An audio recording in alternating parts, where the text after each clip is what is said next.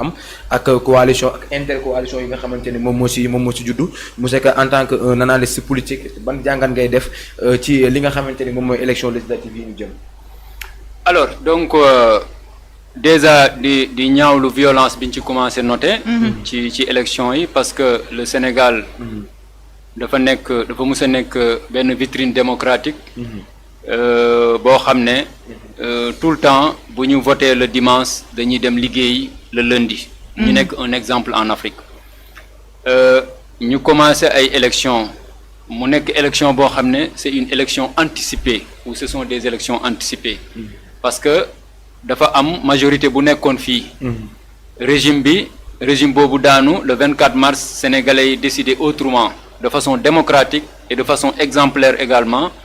ñu élire un nouveau président de la République. donc mu war a doxal parce que dafa am loo xam si ñoom dañu ko jaay pendant presque 10 ans. lañ ñu jaay ñu jàpp ne Sénégal nu mu doon doxee ci at yi ñu weesu. Sénégal toll na tey mu war a dem vers au moins l'indépendance totale. jëlaat souveraineté am parce que bu ñuy wax souveraineté mooy jëlaat lu mu moom. xaw a débarrasser wu un tout petit peu de li ñuy wax surexploitation. bi nga xam ne si jàpp nañ ne occidentaux yi moom la ñuy def fii ci biir Sénégal ci biir Afrique rawatina ci biir Sénégal. Sénégalais yëpp def constat boobu ñu décider au moins aller vers ce changement là changement boobu bi mu amee. réew bu président doogee ñëw dafay soxla majorité pour dem. alors ñu nekk nag tey ci élection anticipée moom moo waral ñu suspendre ce qu'on appelle au moins le parrainage. parce que yaakaar naa ne tey ñàkk def parrainage bi moo tax tey ñu retrouver wu avec 41 listes. Effectivement. donc ce qui est exorbitant déjà lu bari la. ñuy suivre nag candidats yi kenn ku ci nekk. kenn ku ci ne mi ngi dérouler. ci biir déroulement boobu le premier ministre Ousmane Sonko nekk tête de liste de la coalition Pastef les Patriotes di dérouler di défendre également son projet de société bi nga xam ne moom lañ tënk ci 2050. opposition bi également yiñ ci gën a ràññee mu mel na takku wàllu Sénégal bi nga xam ne le président Macky Sall le président sortant moo ko jiite.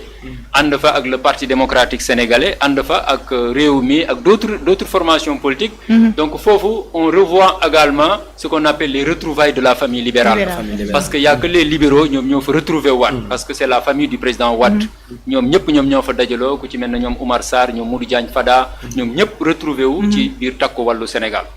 ñoom tamit ñu am projet de société bu nga xam ne si bëgg nañ suba bu ñu demee assemblée nationale. parce que bu ñu fàttee ne le premier ministre bi fi nekk tey am na lu mu théoriser woon dernièrement ne exécutif soxlawul majorité à l'Assemblée nationale pour doxal li mu bëgg a doxal. alors ban contexte la ko waxee woon ci ban contexte la ñu tolloon et cetera loolu yëpp lu mat a jàngat la ñi fi nekk ci opposition bi bëgg ko xamal ne ko kat la nga waxoon. loolu c'est bel et bien possible on peut bel et bien avoir la majorité à l'Assemblée nationale terewul mu am équilibre de pouvoir ba nga xam ne si parce que rôle député parfois su ma déggee yenn candidats yi di wax naan suñu demee Assemblée nationale dinañ leen defal tali dinañ leen defal ni man dama naan kooku xamul luy rôle député. rôle député mooy voter ay lois contrôler l'action du gouvernement et cetera. donc loolu moom mooy rôle député. alors bu ñu demee ba tollu foofu ma yaakaar ne ñu am 41 listes les sénégalais ñoom ci seen bopp ñoom ñoo yor seen cëggal guy ba nga xam ne à partir au moins du 17 novembre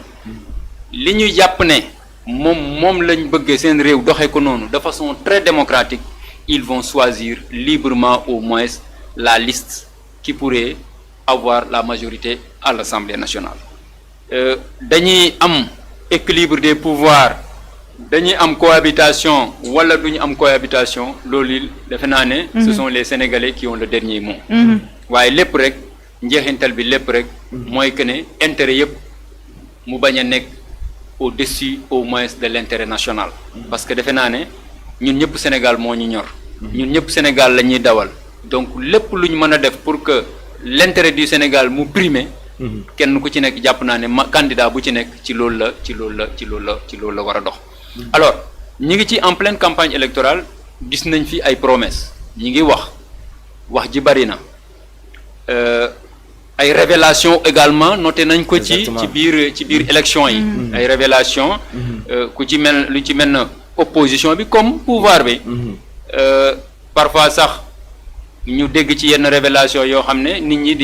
dañuy naatable est-ce que lii lu war a mën a nekk la wala lu wartu mën a nekk la et cetera mais quel que soit alpha il faudra au moins que nos hommes politiques puissent au moins savoir raison garder ñi nekk ci opposition bi ñu xam fan la ñu yem dans les limites démocratiques ñi nekk ci pouvoir bi également ñu mën a distinguer les secrets d'État et les autres choses qui ne sont pas des secrets d'État parce que bu ñu xoolee bu baax récemment bu ñu dégloo par exemple quand je prends l'exemple du premier ministre am na ay faits yu mu évoqué yu ci mel na ay comptes bancaires yu ñu retrouvé 1000 milliards sur l'affectation du général Kandé et cetera ma yaakaar ne yooyu ce sont des choses yoo xam ne si war nañ ko mën a éviter dans une campagne électorale parce que yooyu ce sont des choses yoo xam ne si qui sont un tout petit peu sensibles et que dafa am yenn domaines yoo xam ne si également qui sont réservés exclusivement au président de la République. Exactement. gis nga dafa am boo jëlee la constitution sénégalaise article 42 ba 52 articles yooyu yëpp sont consacrés uniquement au pouvoir du président de la République soo jëlee diplomatie c'est un domaine réservé au président de la République soo jëlee sécurité lépp lu jëm ci mbirum sécurité c'est réservé au chef de l'État soo jëlee également lu jëm ci magistrature président de la République lañ ko jagleel donc ba tax na bu ñuy addu ci domaine yooyu noonu parfois su ci kenn waxee rek le premier ministre wala keneen rek dafay mel na da ngay surpasser au moins les prérogatives du président de la République et que loolu war nañ ko mën a éviter et que je pense pertinemment que le premier ministre xam na ko bu baax a baax moo tax côté boobu vraiment su ma sañoon au moins mu def profil ba nga xam ne tey jii duñ ko ci mën a yey wala ñu ko ci attaquer wala doo xam ne si tamit ça peut aller même vers loo xam ne dina mën a indi jiixi jaaxa ci intégrité territoriale bi donc ci intégrité au moins nationale ci la stabilité la paix sociale donc yu mel noonu ñu koy éviter. Parce que sénégalais ci yooyu la ñuy profité surtout opposition bi di naan c'est pas président Bassirou Diomaye Faye qui est le président mais c'est plutôt Ousmane Sonko ndax bu ñu déggee yenn kàddu yi je pense que dañuy am cëslaay pour mën a wax loolu. Effectivement parce que sénégalais xam na li constitution bi may président de la République ak li mu may premier ministre. donc li ma la wax fii yëpp ça dama ne la article 42 ba 52 presque les pouvoirs du président de la République la lay wax donc te foofu. gisoo fa fenn foo xam ne si dinañ fa évoquer le premier ministre donc même man dama jàpp ne même bu fekkee ne ay dossiers épinglés nañ ay anciens dignitaires loolu man je pense que rapport boobu noonu est sur la table du président de la République te moom ci boppam am na possibilité jébbal ko le procureur de la République mu def liggéey bi y a le ministre de la Justice ba nga xam ne si tey ni bruit ni tempête dinañ mën a def li ñu bëgg a def en dehors de ça également je pense que ne comme ni ñu ko waxee suñu njëlbéen wax dañ leen a élire après 10 ans de promesse ñu def ko ci biir 10 ans yooyu noonu am na lu bari lu ñu wax sénégalais yi pour man actuellement ce que le gouvernement doit faire c'est de faire focus sur les promesses électorales ba nga xam ne si tey bu ñu fàtte ne 86 personnes su ma juumul génn nañ ci àdduna ci projet boobu donc tey ne serait-ce que pour la mémoire de ces disparus que l'on puisse au moins faire focus sur l'essentiel ñu bàyyi wax ji bàyyi coow li parce que Sénégal fi mu toll nii tey jëf la gën a soxla ak wax bien vrai que ci campagne électorale lañ nekk mais campagne électorale opposition bi dinañ wax les manquements yi nga xam ne si moom lañ noté en 8 mois de gouvernance seen rôle la seen droit la ñu def ko waaye le gouvernement également war nañ mën a fexe ba def focus beaucoup plus sur le projet li nga xam ne si moom lañ nam ma teg bu ñuy laaj majorité lan moo tax ñuy laaj majorité ak fan lañ bëgg a jëmale réew defe naa ne ci loolu buñ ci tënkoo rek yàlla dinañu suturaal ñu def campagne électorale bu mucc ayib et le soir du 17 novembre les Sénégalais dinañ choisir ñi nga xam ne si ñoom la seen xel dal ba nga xam ne Assemblée nationale ñañ fay tànn dina wute ak Assemblée nationale yi ñu fi daan gis parce que boo xoolee liste yi rek ñi ko composé c'est des personnes averties, c'est des personnes aguerries, c'est des personnes au moins qui ont une forte personnalité et qui ont véritablement au moins la connaissance de l'État. Donc opposition comme pouvoir. Opposition comme pouvoir dinaa dellu si waat ci yow ñu wëyal li nga xamante ne moom mooy waxtaan bi Ndeye Ndiaye donc ñu tàmbali li nga xamante ne nag moom mooy campagne électorale ñeel élection législative yu ñu jëm donc ci noonu sax yaakaar naa moom la ñu waroon tàmbalee ñu jaare ki nga xamante ne moom mooy Modou Fall nekk militant wu Pastef bi nga xamante ni moom moo génn àdduna ci convoi ba nga xamante ni donc ñoom ñoo def soog foofu ca Mbacké ba am 16 blessés donc gis nañ sax ñi nga xamante ni ñoo fara ci opposition bi rawatina waa Sàmm Sa Kàddu ku ci mel ni Anta Babacar Ngom Barthélémy Dias ñoom ñëpp jaale ko mu doon tiis boo xamante ni dal na ci kaw waa Pastef ba ñu suspendre li nga xamante ni sax moom mooy seeni ay campagne donc yow itam ban jàngat ngay am ci li nga xamante ni moom mooy campagne yi na mu déroulé ak candidat yi na nga xamante ni actuellement noonu la ñuy defee seen campagne. mu ngi noonu dañ leen di masaw tout d'abord comme ni nga ko waxee rek xam nga Sénégal li ñuy wax mën nañ ëkkante mën nañ ji mais kenn soxorantewul kenn tey jii bi dese amee gis nañ yeneen yi nga xam ne ay leader lañ bokkuñu foofu ñoom ñoo taxaw masawu leen ñoom ñoo taxaw ànd ak ñoom ci bile tiis waaye dafa am leneen lu ciy judd man damay ragal rek nañ naan defee campagne wax diñu dig tey bu ñu taxawee est-ce que dinañ ko def parce que assemblée yi fi daan am c'était du grand n'importe quoi ñu wax ko nag te dee parce que 12 ans nga nekk au pouvoir ngeen régné 11 ans ngeen nekk majorité biir assemblée nationale te amul dara loo xam ne changé woon na foofu man góomu ne ñooñu bu ñu amaatee majorité dinañ liggéey boobu n'empêche que am nañ tey yeneen leader yoo xam ne dugg nañ seen biir ñoo xam ne tey jii dañu taxaw ñoom it ngir mën a face ak li nga xam ne mooy pouvoir bi lu ñu teg ñu daal di koy teggi est-ce que duñ ko def assemblée bi fi nekkoon boo nekkee majorité ñii nekk ñi nga xam ne ñoom ñooy minorité bi coow li am seen biir tout le temps assemblée boo xam ne xëccoo xeex ñii dañuy nekk ci assemblée ba di foo ñii nekk ci assemblée nekk seen portable li nga xam ne sax moo leen fa yóbbu xamuñu ko yaa ngi koy wax sànq say biir wax am na ci ñoo xam ne ay député mais xamuñu lan mooy rôle député dañ leen fa deg rek assemblée pour ñuy tàccu ak di dàggasante est-ce que duñu assemblée boobu dinañ ko amaat soxlaatuñ ko jamono jii ñu nekk assemblée bu ñu soxla mooy assemblée boo xam ne ay nit ñu mat lañ ay nit ñu mature ñu xam ne dañu xam lu ñu bëgg tey nag li ñuy wax parfois il faut ñuy xool tamit sénégalais bi ñun ñi ne ci suuf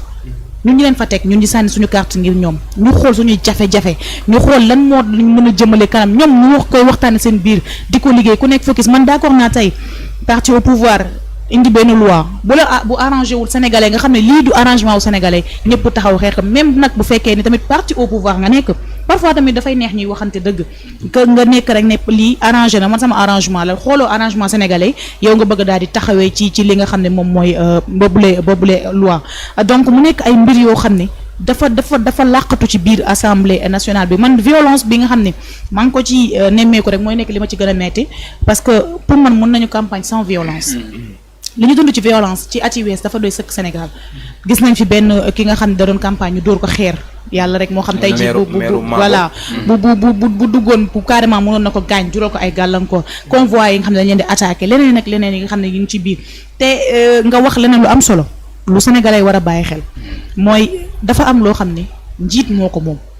am loo xam ni ilimaanu jëwriñ moo ko moom am loo xam ne nag ñoom jëwriñ ya ñoo ko moom am loo xam ne opposition moo ko moom mais yenn am na ci yenn yoo xam ne bu ñu bàyyiwul di ko soulever wala ñu koy waxtaane ci biir réew mi dina jur tout le temps ay problème leneen li ci njëkk sànq maa ngi la koy wax te démb ne ngeen waxtaane nañ ko fi ci plateau bi mu nekk wàllu Casamance mu nekk débat boo xam ne du débat bu xale di waxtaane du débat boo xam ne dañ koy waxtaane ci ay jotaay ak ay mbedd te tey jii bu ñu gisee am na ci opposition ñoo xam dañ koy bëgg jël di ko utiliser du lu ñuy utiliser man côté boobu damay wax ne gouvernement bi dañu war a ferme ci côté boobu noonu parce que mbiri Casamance leneen la beneen affaire la donc du lu ñuy caaxaane wala lu ñuy foowee comme Ablaye Wade ni mu fermé woon ci décision boobu mu jëloon ci côté affaire de Casamance ak yooyu demoon ba interdit carrément nit ñi di ci wax ñoom ñu nekkoon seen mbir Macky Sall bi ñu ñëwee tamit gis nañ li mu focusoon ci côté boobu noonu donc du ay débat yoo xam ne dañ ko war di waxtaane wala nit di ko utiliser ngir mën a xëcc nit ñi ci boppam. mais bu dee le gouvernant ci jëm boppam moom moo ko soulever. donc day mais même bu ko soulever tamit amul na yenn point yoo xam ne kenn waru ko ci soulever man côté boobu dama ne dafa sensible ba bu lu ñuy caaxaane fu ñu toog di ko waxtaane wala fu ñuy toog di ko débat parce que dafa sensible ñaata at ñu nekk bëgg a lijjanti problème boobu mu taw a wér feebar la boo xam ne ba léegi wéragul nañ ko bàyyi ñi ko mën a faj ko te ñu génn ci débat yooyu premier ministre certes premier ministre la mais amul di dugg tamit parfois ci domaine li ki nga xam ne mooy président de la république bi parce que li ngay wax day dem ba dafay jural nit ñi lu ñuy wax Diomaye nekkul président de la république dañ ko fa teg rek comme genre image la rek mais Ousmane Sonko mooy diriger réew mi la moo ko indi parfois dafay génn ci yenn sujets yoo xam ne du woon ay sujets yoo xam ne war na ko wax je sais pas peut-être stratégie politique la bu muy wax pour mën a may opposition bi tout le temps lu ñuy wax ci moom kenn comprendre la moo tax muy def loolu parce que moom yaakaar naa ne moo ñu gën a xam ni du lu mu loo xam ni moom war na cee dugg domaine am la donc man daal li ma ciy wax parce que bu ñu xoolee monsieur Ka pratiquement point yëpp laal na ci moo xam côté violence bi la moo xam ak côté campagne bi ak ténor yi ñu gis changement bi ñu gis intercoalition yeeg yële mbir yu raar yoo xam ne gisoon nañ ko te tey ji ñu ngi ko gisuñu ko woon te tey ñu ngi koy gis mu ngi daal di am espérons que bu ñu jógee ci élection yi dinañ am satisfaction ci yële élection li taxoon ñu doon rey suñu bopp ci ay temps ba dindi fi assemblée ñëpp ne très bien il faut ñu dindi assemblée bi defaraat assemblée bu bees parce que demoon nañ ba assemblée nationale dafa mel ni waxtaanu mbedd ñii di dàgg sante ñii di xaste ñi dem ba di ko challenge xam nga imaginel fu ñu ne ba suñu assemblée xale yi di ko fooy di ko def ay challenge donc ça veut dire que ni foofu amoon na problème bu majeur bu ñu xam ne dañ ko fa waroon régler assemblée nationale ki ko jiite woon tamit ñu gis ni mu doon réagir rek nit ñi donc mu nekk ay mbir yoo xam ne dafa doyoon waar espérons que bii di ñëw dina wuteeg yi fi amoon espérons que assemblée bi dina wuteeg yi fii amoon waaye monsieur Oumar Ka donc ñu dellu si waat rek ci coalition yi nga xamante ni moom moo juddu tey ñu gis ku ci mel ni le président Macky Sall ñoom waa APR ñu coalisé ak waa PDS waa réew bi ñëw ci ak ñeneen moom mooy lu ñu wax retrouvailles des libéraux ñoom ñëpp ñu dajaloo donc coalition boobu tamit nekk je pense loo xam ni war na mën a créer une menace envers le gouvernement bi nga xamante ni moom moo fi mën a ne y compris les autres coalitions yi nga xamante ni ñoom ñoo fi ne sàmm sa kàddu moom itam dajale ci booram ay tanoor wala boog dajale ci booram ñoo xam ni daanaka ràññeeku nañ bu baax ci wàllum politique ku ci mel ni Barthélémy Dias Bougane Gueye Dany bi nga xam ne actuellement donc mun nañ ci opposition bi moom moo ci nekk ki ñuy gën a tudd ndax sortie yi muy def ak arrestation bi am tout récemment Papa Djibril Fall Anta Babacar Ngom et j'en passe donc waa PUR aussi am benn poids bu extraordinaire boobu coalition tamit nekk fi jàmm ak njëriñ bu Amadou Ba boobu tamit dajale ñenn ci ay emblème ci li nga xamante ni moom mooy politique sénégalaise donc est-ce que tamit opposition bi amuñu benn doole boo xam ni donc war na mën a créer benn menace envers le gouvernement ba tax sax donc gis nañ démb rek tout récemment sortie bi nga xam Dame Mbodj def na ko donc tout juste pour fragiliser coalition yooyu nga xamante ni moom moo am pour Sénégalais yi mën ci génnee seen xel yooyu la coalition est-ce que créé wuñ benn menace envers le nouveau gouvernement. oui mais Ada c'est de bonne guerre xam nga dañu toll tey foo xam ne comme ni nga ko waxee dañu am ay coalition yu mucc ayib yoo xam ne boo gisee ñi ko composé moom laa la wax ci sama njëlbeenu wax ñi ko composé dafa nekk des personnalités yoo xam ne dañu servir état xam état am expérience su état soo jëlee takku wàllu Sénégal en tête de liste le président sortant nga jëlaat foofu boo xoolee ay ñoom Aïssata Tall Sall ñi ngi foofu nga jël ay ñoom ku ci mel ne ñoom Lamine Thiam bu parti démocratique sénégalais nga jël ay kàngam yu mag ngay gis foofu Ablaye Seydou Sow bu Kaffrine et cetera nga gis fa ñoo xam ne si vraiment ils ont géré l'état xam lan mooy état donc ñooñu tey bu ñu taxawee ñu ni dañu war a dem assemblée nationale pour saytu ñi nga xam ne si ñoom ñoo fi nekk tey loolu day daal di nekk lu extraordinaire mais tamit man dama naan rek c'est la vitalité démocratique pourquoi parce que tey ñun dañu soxla une bonne graine à l'Assemblée nationale. Exactement. Comme li sama sœur wax léegi neen on ne veut plus au moins des députés yu nga xam ne d'un parti politique. Exactement. On veut des députés de la nation sénégalaise. On veut des députés du Sénégal. Mais pas un député de PASTEF, de PDS ou de APR. Nous voulons des députés yoo xam ne bu ñu demee ils seront là uniquement et exclusivement pour l'intérêt de la nation sénégalaise. La sœur wax na ko léegi. bu ñu demee assemblée nationale le président de la république proposait une loi boo xam ne si tey pour njëriñu Sénégal la te ñoom ñu leer na ak seen aqulaay taala xam ne ni lii bu ñu ko voté pour njëriñu Sénégal la moi je ne vois nullement foo xam ne si tey un député de l'opposition war na mën a tey parce que rek am na majorité war na mën a contraindre au moins avantage boobu noonu ba indil ci ay gàllankoor Sénégal il faut parce que man jàpp naa ne ñoom ñëpp c'est des patriotes. Exactement. Alors que ñoom ñëpp ils gaspillent leur carburant actuellement pour l'intérêt du Sénégal, mais pas pour un intérêt crypto-personnel. Parce que nit day wuti rek xamoo di nga am xamoo doo am mu jaral la nga jël sa carburant di parcourir des kilomètres et des kilomètres kooku yaakaar naa ne patriotisme mënu ko weesu. On les encourage vivement ba nga xam ne tey ci am ci yàqim ne suba bu ñu leen sénégalais joxee confiance ba ñu ñëw assemblée nationale ngalawaay qualité boobu noonu bu ñu ko trahir. ñu doxal dans le patriotisme xam ne kat réew mi rek moom moo ñu ñor. wax nga ko ci sa biir wax nous avons au moins un parti au pouvoir bu nga xam ne tey li mu bëgg mooy am majorité. pour au moins jàpp na ne pour mu mën a am benn blocage bañ a am benn blocage boo xam ne tey dina ko indil gàllankoor ci projet bi nga xam ne si moom la dëgmal fii ak 5 ans. parce que ñoom bu ñu fàtte ne mandat 5 ans la ñu am. ci biir 5 ans yi ci lañ leen di évaluer bien vrai que ils nous ont au moins proposé un référentiel bu dem ba 2050. mais nag bu ñu fàtte ne 5 ans kese lañ fi am. te 5 ans yooyu noonu. ci biir 5 ans yi ci lañ mën a defee luy tax sénégalais yi mën leen a continuer accorder leen confiance ba ñu mën a demaat amaat 2e mandat bu fekkee ne ci biir 5 ans yi defuñu lu dal xelu sénégalais yi les sénégalais sont libres démocratiquement de choisir un autre chef de l'État qui pourrait conduire les destinées de notre nation. Donc ma defe naa ne ñoom li may wax nii ñoom ma ko gën a xam. C'est clair parce que sénégalais yi leen fi teg tamit de. Donc nga demaat ci beneen coalition lu ci mel na sàmm sa kàddu. Barthélémy Diaz nekk foofu nga gis ñoom Anta Babacar nekkoon candidate à l'élection présidentielle mu am benn projet de société bu mu proposé woon sénégalais yi nga gis fa ñoom Pape Djibril Fall et cetera nga jàpp ne c'est des personnalités yoo xam ne chevronnées qui pourront être en mesure de faire des propositions yoo xam ne si ci njëriñu Sénégal lay nekk nga dem ci d'autres Sénégal kese nga gis fa benn Thierno Alassane Sall nga gis fa l'ancien premier ministre Abdoul Mbaye et cetera moo tax ma ne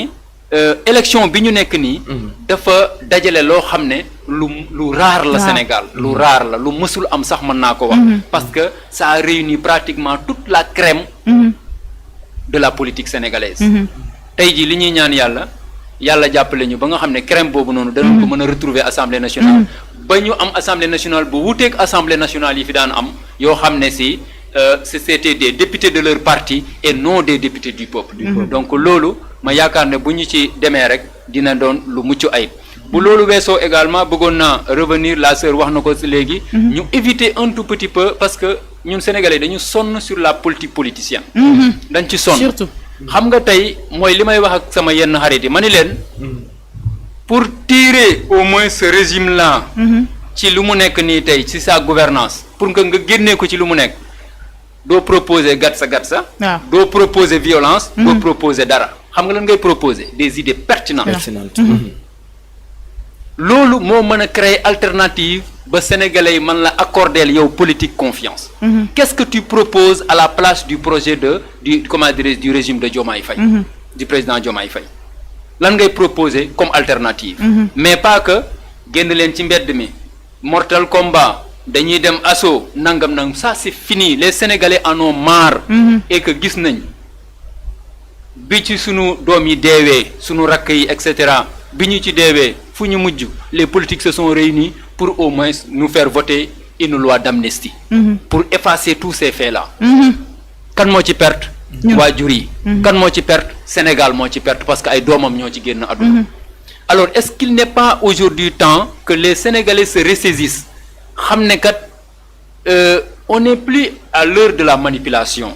on n'est plus à l'heure de la politique politicienne mais on est à l'heure des propositions concrètes allant dans le sens de pouvoir au moins aider le pays à sortir dans cette situation am na ñu fi nekkoon je pense que ne def nañ seen kéemtalaay kàttan waaye bi ñu ñëwee ba 2024 sénégalais yi ñoo leen won en leur majorité avec 54% wan leen ne kat ñun li ngeen ñu doon defal lépp malgré seen PSE malgré seen projection 2035 ñun dañ cee doyal soxlaatuñ ko ñu jël leen génne leen ci biti pour l'histoire du pays et pour l'histoire de notre nation mën naa wax sax et pour l'Afrique pour une première fois qu'un opposant vient au moins au pouvoir dès le premier tour avec 54%. Donc ça c'est un bel exemple qu'il faut saluer alors que loolu waay ngalla waay waruñu ko yàq li ma wax ci sama njëlbeenu wax 8 mois la ñu fi toog teel na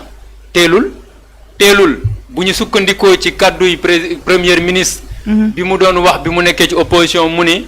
dootuñu fi nangooti kenn toog ci nguur gi ñu lay may un état de grâce di la may un état de grâce boo xam ne si ay 1 an et cetera bu ñu toogee bu ngeen ñu soxlawuñ sax 2 mois de grâce pour que ñu soppi Sénégal donc wax yu bari dafay rattraper waat alors mais loo gis rek c'est logique dans logique logique bi lan la tey jii ñi ngi doog a toog tegal nañ ñu seen projet nan la ñu mën a def tey ba nga xam ne si tey projet boobu dinañ ci mën a dem ba nga xam ne si tey Sénégal yaakaaru Sénégal yi dinañ ci mën a au moins gis seen les Sénégalais dinañ ci mën a gis seen bopp donc loolu laa bëggoon a au moins rappeler waat un tout petit peu pour vous dire effectivement qu'aujourd'hui le Sénégal n'a plus besoin de la politique politicienne, il a besoin au moins d'autres orientations beaucoup plus concrètes allant dans le sens comment dirais-je du développement. Allant dans le sens du développement donc Ndeya Ndiaye yaakaar naa sax ñu ñuy wax ni li ñu cërale woon ci waxtu donc jeex na waaye tamit donc ma bëggoon rek nga ñëw ci benn point mooy ki nga xamante ni moom mooy Thierno Alassane Sall donc bu jiitee coalition bi nga xamante ni moom mooy Sénégal kese je pense donc moom donc mu génn yëkkati ay kàddu gannaaw ba nga xamante ni cortège am muy doon dajeeg bu Ousmane Sonko ñu ni ko sa boss dafay taxaw ay gendarme donc taxaw ci kanamam ba Ousmane Sonko jàll mu ñaawlu ko bu baax a baax di wax ni la ñu gisoon ci nguuru Macky Sall moom mooy la ñu doon wax ni ay gendarme Macky Sall lañ donc loolu la ñu gisaat ci nguur gu ñu mel donc loolu itam lan mooy ci sa jàngat. problème mu cortège yi fan yi bëri na torop problème mu cortège yi bëri na mais balaa may ñëw ci problème mu cortège yi damay am benn move rek bu ma coof ci li nga laajte sànq nga ni ba xam du nekk menace bu ñu gisee coalition yëpp est-ce que du nekk menace ci li nga xam ne mooy parti au pouvoir gëwuma ko peut-être nag mën na nekk parce que ay ténor lañ ay ñi nga xam ne tey ji ñoom ñoo nekkoon ci élection présidentielle ay Boubacar Camara ñoom nga gisaat tey ñoom ñoo nekkaat di laaj li nga xam ne mooy assemblée bi mais gëwuma ko parce que sénégalais li ñuy am dafa am benn philosophie bu ñuy doxee bu ñu xasee ba wóolatuñ la ci dara mënatoo leen laajati ci dara bañ joxaat la dara boobu naam nag dina am ñoo xam ne dañuy continuer di la bëgg te yàlla rek tax mën nañ leen voter mais gëwuma ni ñoom ñi nga xam ne nekkoon nañ fi parti au pouvoir ay années parce que boo xoolee pratiquement ñooñu ñëpp ñii nekkoon nañ assemblée ñii nekkoon nañ fi ministre ñeneen ak leneen ñi ci nekkul woon dañ leen di calculer tey ñoom ñoo fa nekkoon di doxal foofu daal di suuxee ñu indi ñeneen ñooñu ñëw ñoom ñu taxawaat ne dañuy laaj assemblée dina nekk luy jafe pour sénégalais wu mën leen a wóoluwaat delloo leen benn bi mu nekk parenthèse boo xam ne dama ko doon. mais bu dee baromètre élection yi actuellement dañ koy basé ci foule bi nga xamante ni moom la gars yi di déré. mais foule bi man foule bi mais ñoom aussi ñu ngi déré ne foule comme ni ko waa sénégalais mënuñu bàyyi ñu leen di nax ci foule parce que foule bi tamit bu ñu xoolee présidentielle yi noonu la woon am na kuñ ci doon topp tout le temps ñi di ko topp ba ñu voté jotee kenn voté lu ko sénégalais mën na la topp ci intérêt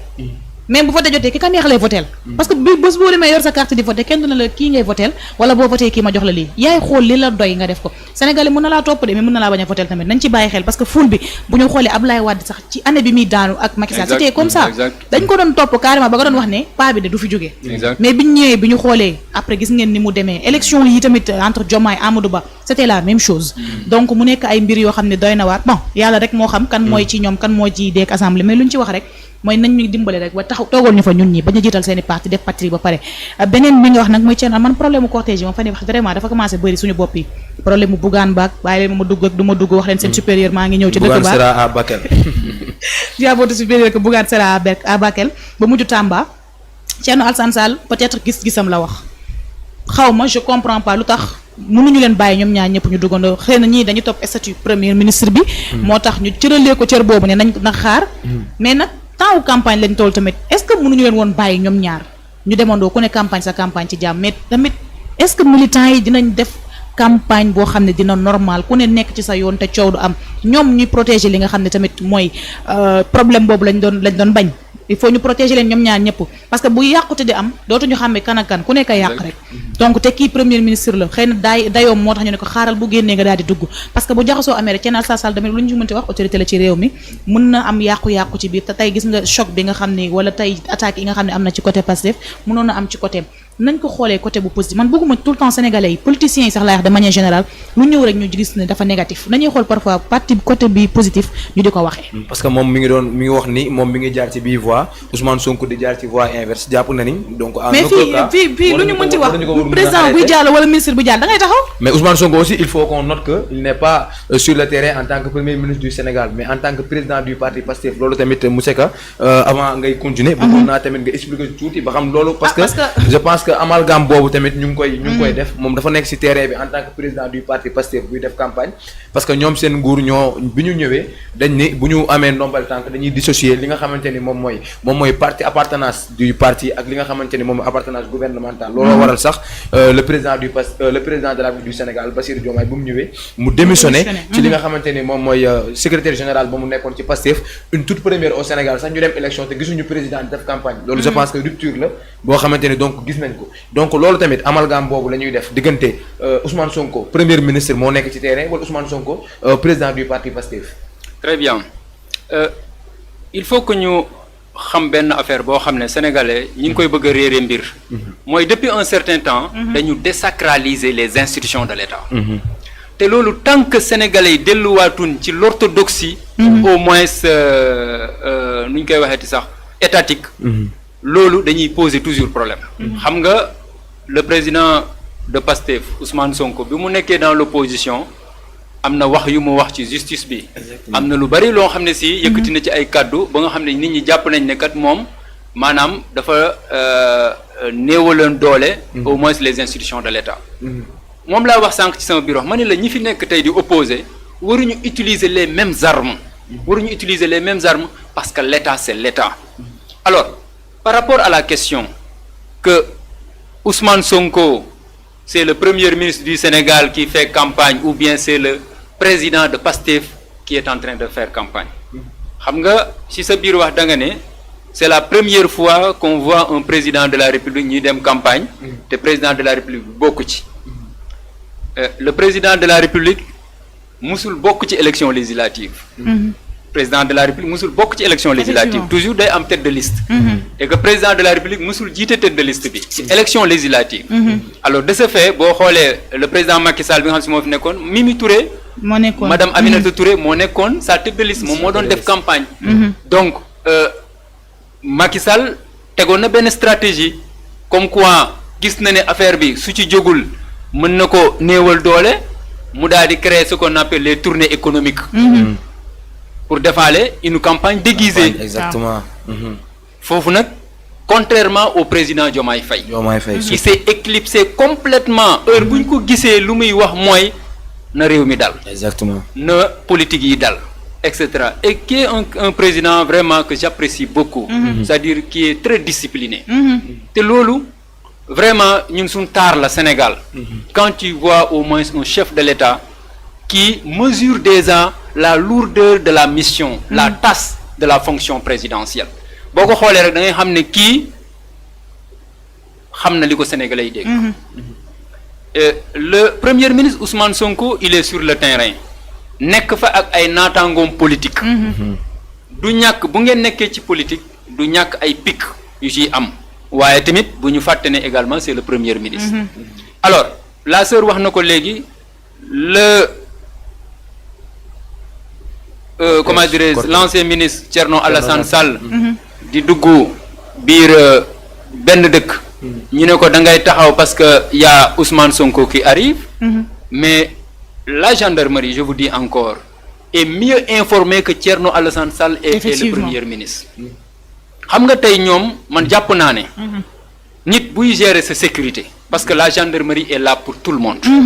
nit buy gérer sa sécurité su la waxee Adama bul génn tey télé bi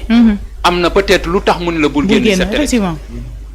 am na information yu mu am ci bitti yow yoo xam ne amoo exactement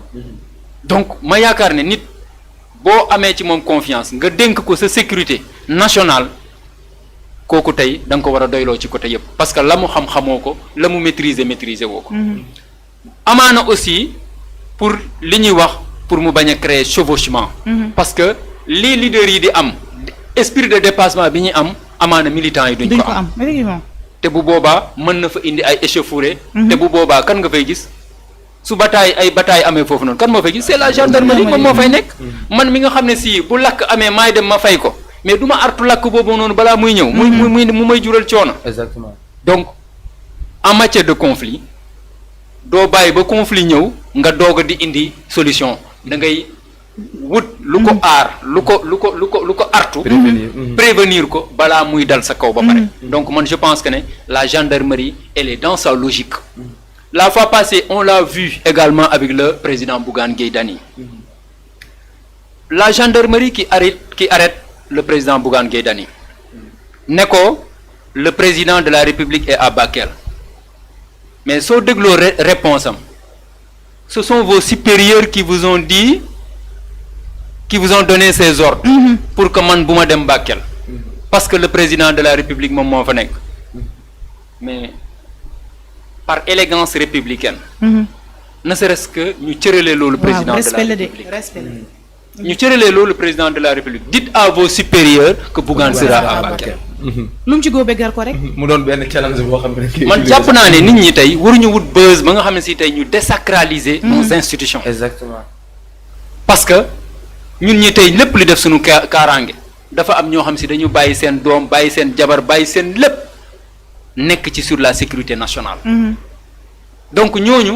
dañu leen war a ormal jox leen cër bi ñu moom. ban supérieur la c'est le chef d'état-major c'est le chef des gendarmes c'est le président de la République c'est le premier ministre peu importe un ordre c'est un ordre bien vrai que le droit vous permet au moins de circuler librement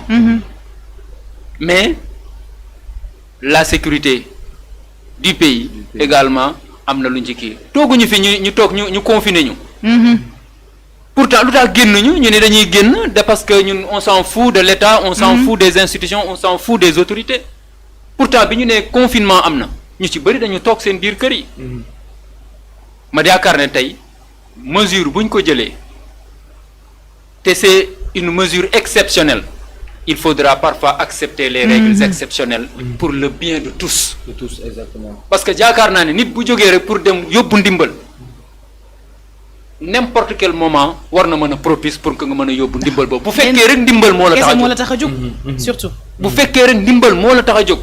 ndimbal mën nga ko yóbbu ci anam bu gën a rafet. mais c'est exceptionnel sax ñu wax la ne le président de la République moom moo fa nekk li ngay xaar ci benn waxtu simili yi ndaw yàqul dara pour man ci sa temps dawal nga ba agsi foofu xaaral mu génn nga dem. mais li ngay def sax président de la République nga koy defal. parce que président sax moom tontu na ci wax jooju ndax mu ngi naan man sénégalais dañ ma yónni yàkkamte ma te di ma xaar donc temps bi ngay taxaw ma dugg dem ñëw amul man gisuma ci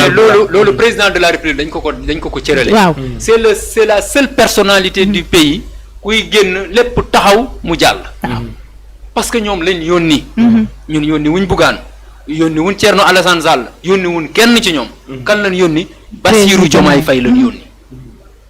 moom lañ yónni. te dañ koo appal dañ na ko fii ak 5 ans yi liñ la yónni lii la soxla amul temps bu mu yàq. xam nga loo xam ne temps bu ne dafa tey jii yàq ci nag moom man dama gëm ne le président de la République ak muy le premier muy ak un membre du gouvernement tey jii bu la gendarmerie nee nangam pour l'intérêt de la nation mais yow bu fekkee ne rek lu baax rek moo la tax a jóg. mais lan moo fi problème. mais nañ ko natt ci seen bopp sax ñoom. ci ay temps Thierno Alassane Sall amoon na temps boo xam ne bu daan génn yow ngay dox muy dox dañaa la taxawal moom mu jàll. exactement nañ ko natt foofu rek. exactement nit ki jox ko li mu moom. jox ko cëram parce que ñoom ñii ñëpp gis nga fi le premier ministre lu mu nekkoon doon wax dans l'opposition mais tey jii.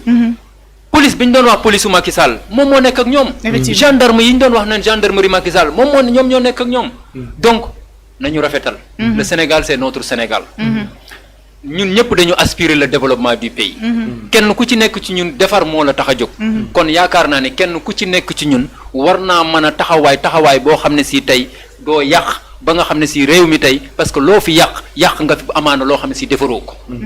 yàq nga fi loo xam ne si des générations et des générations ñoo ko waroon a jariñoo parce que ñun ñii ñëpp tey dañu am benn mission bi mooy nga def li nga war a def parce que tôt ou tard tu vas quitter. et c'est une occasion pour moi. di jaale notre ancien ministre des finances muy Mamadou Moustapha Ba un ministre émérite koo xam ne si vraiment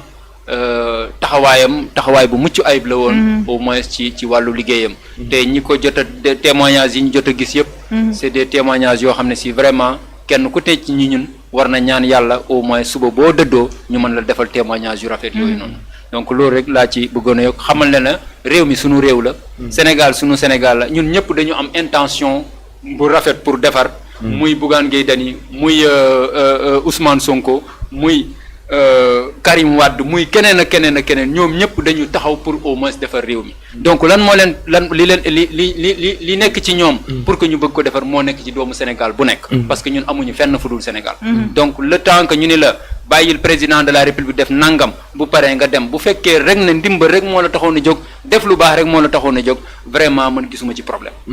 donc il faudra au moins qu'on reviennent dans l'orthodoxie étatique ñu delloowaat état li mu moom pour que au moins société bi mën a dox réew mi mën a développer. pour que société bi mën a dox réew mi mën a développer Ndeya plus rapidement très rapidement bu dee am na